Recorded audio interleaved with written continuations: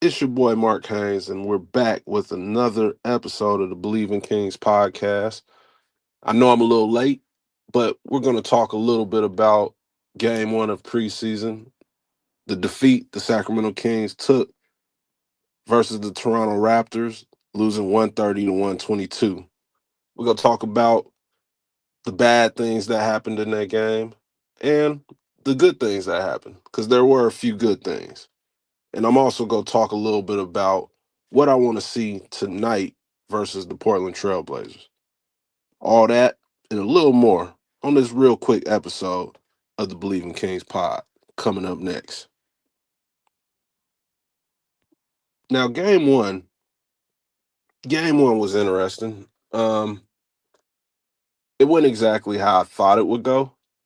I thought it would be an ugly game. I think I thought maybe, the starters. So that's what I say. Because the game, obviously, we know preseason, numbers do lie sometimes, and I think they lie in the preseason because when you look at the final score 130 to 122, versus the Toronto Raptors, you say, oh, that wasn't a bad game. It was closer than it wasn't. It was a bad game, and it did not feel like the final score was this close because when the starters were out there, the Toronto Raptors were just that day.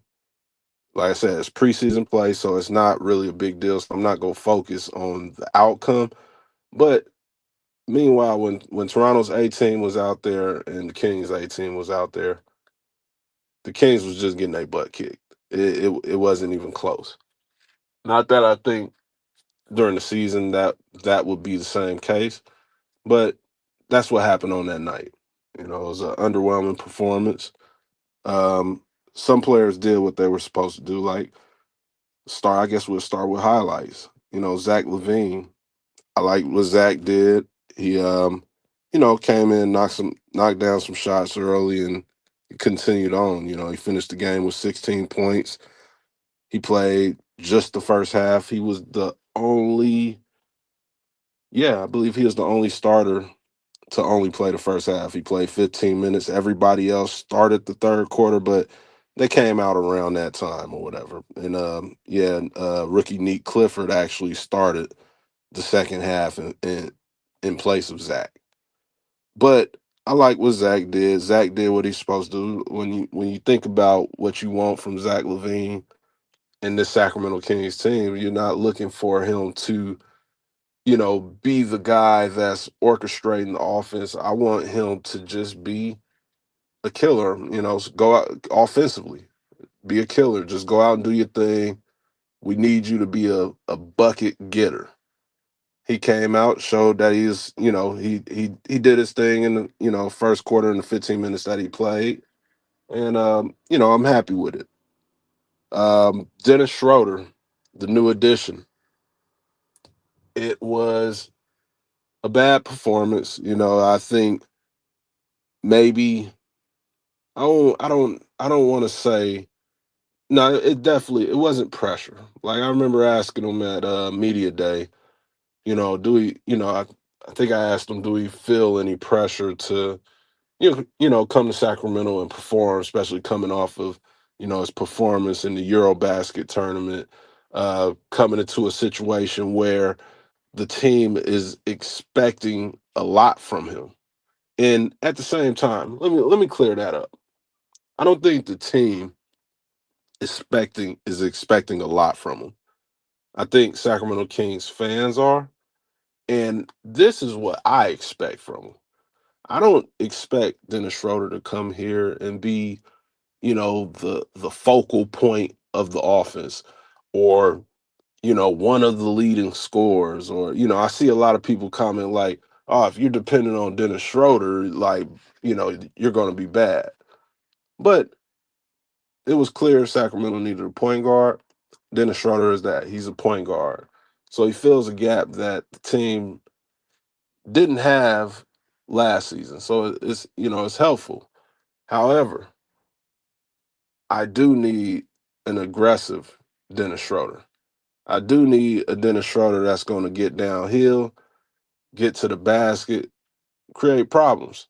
And we didn't see that in game one. He looked a little timid. He looked like he looked just like everybody else looked last season when they was playing with Zach LaVine and DeMar. And when they get the ball, it's like I'm trying to get them the ball, and then I'm just getting out the way and looking. He finished the game with 1 assist. Again, it's preseason, but I didn't really see many opportunities. I didn't see him use his opportunities well to put himself in the offense, whether that was you know uh passing, making the right plays or whatever, whatnot. It was just kind of like he is out there, some semi loss. I don't want to see that in game two in Portland. And I don't expect that. I expect an aggressive Dennis Schroeder. I expect to see him get to the basket. I expect him to play more of his game. I imagine that's what they're telling him to do, because that's absolutely what the Kings need him to do. Like I said, they don't need him to be a star. He took the picture media day as like the big four. This is not a big four, but we do need you to be the starting point guard. So I think one thing I seen that was, and it goes hand in hand with what I was just talking about. When I looked at the starters playing together, Domantas Sabonis is playing a slightly different role. He's gonna be more on the perimeter this year, and not as many DHOs. Although he said Toronto took away the ability to run DHOs and stuff like that, but I think this goes back to identity.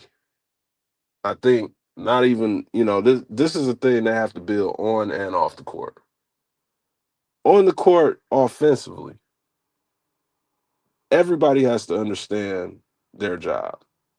And again, that's what preseason is for. They're figuring it out.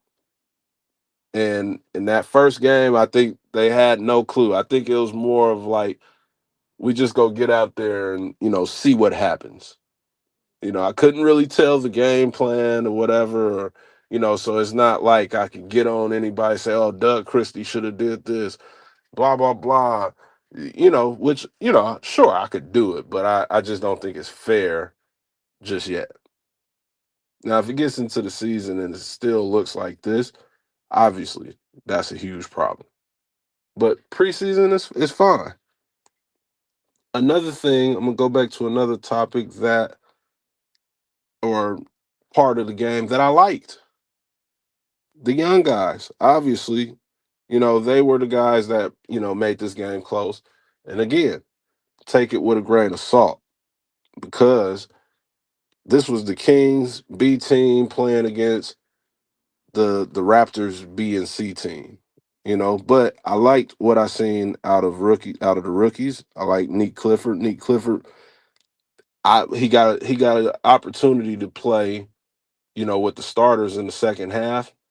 And when he was out there at that point, to me, he kind of, disappeared or was non-existent. Now I say that non-existent. Um, it's game one. Game one with three, potential all-stars or all-star caliber players, a Hall of Famer, the moment is, I don't expect them to come in and just take over. That ain't what I'm asking him to do, but I want to see him a little more aggressive when he's out there with that group. I want to see, which I Bleav he can. I want to see if he knows when to take shots, when to drive the basketball, when can he be aggressive when he's out there with the starting unit. I didn't see that in game one. And just like in summer league, I see the way Neek, kind of picks things up. He's a smart guy. So I think that's what he is kind of doing, like a boxer. You filling out the first rounds, seeing how things go, and then you can start picking your spots. Before the preseason is over, that's what I want to see from Neek. I want to see him be aggressive, but being aggressive don't just mean jacking up shots. It means picking your spots and picking them correctly. That's what I want to see out of Nick Clifford. Maxine right now, he didn't get an opportunity to play with the starters, which I want to see him with them. Drew Eubanks came in and did his thing for. He had a very good start to the game. I think he had two or three blocks like immediately or whatever. But I do want to see him. I want to see him with the starters, just to see what it looks like or whatever. See if you know, he could stretch the floor and knock down some threes or whatever. I think him and Eubanks got up some attempts and Sabonis as well. I don't think any of the big men knocked down a three. Not worried about that. Shots will eventually fall. But the young guys look good. They beat up on the Raptors, bench players or role players, whatever we want to call them. They beat up on them, and that's what you're supposed to do. You're supposed to, do your thing, and that's what they did. Nick Clifford finished the game with 10 points, 9 assists, which and 3 rebounds. I was impressed with what he was able to do when he decided, like, all right, I'm the guy, I'm gonna go. Maxine right now, seven points and 6 rebounds in 12 minutes. You know, Cardwell, like they all he had 12 points in a crazy dunk that obviously, like I said, this episode is a day or a couple days later, but we all seen the dunk. We seen like you see a lot of potential in these guys. Devin Carter played well. 8 points, three rebounds, 3 assists. Like, I'm not mad at what happened. It's more of just the execution part. I don't think they executed well, and that happens in the preseason. So I understand that. But I liked I liked some things. Like Keegan Murray his shot didn't fall. He's 0 for 4 from three. But keep shooting it.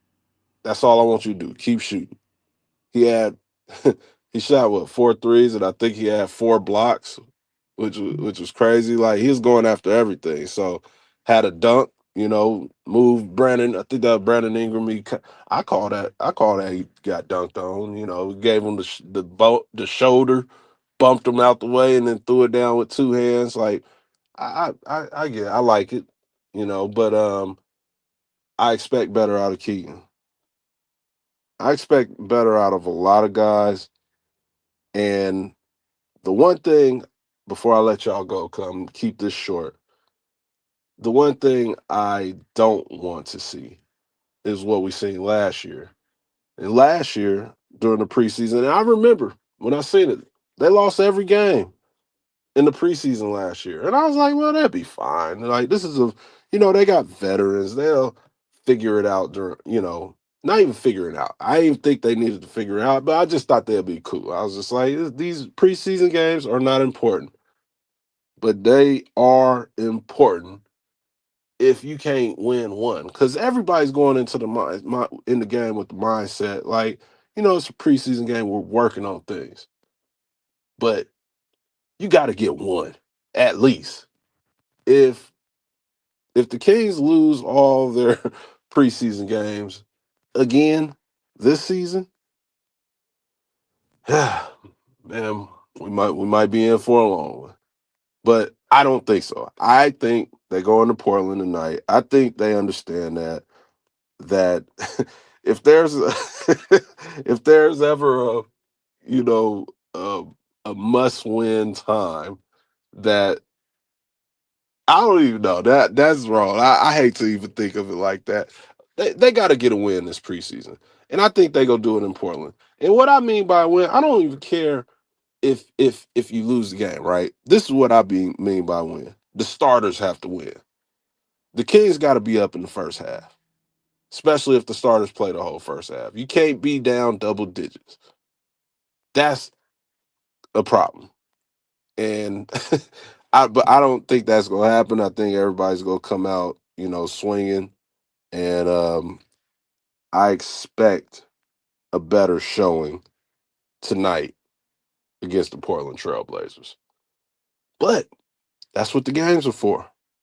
So we shall see. Meanwhile, this is going to be the conclusion of this episode of the Bleav in Kings pod. I promise you're going to get a lot more of me this season.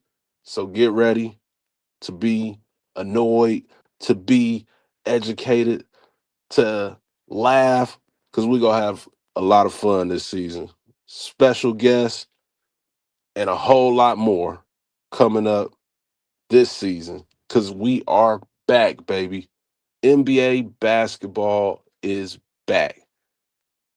And I'm going to hold it down with your Sacramento Kings coverage right here on the Bleav in Kings pod, which you can find on YouTube at the Closer Sports and Bleav in Kings. You search Bleav in Kings, it'll pop up. You search it on any podcast network, Bleav in Kings. Man, hit that subscribe button whenever you get a chance, or a like button. Follow me at Mark Haynes NBA. And until next time, which could be tonight. Until next time, I'm out.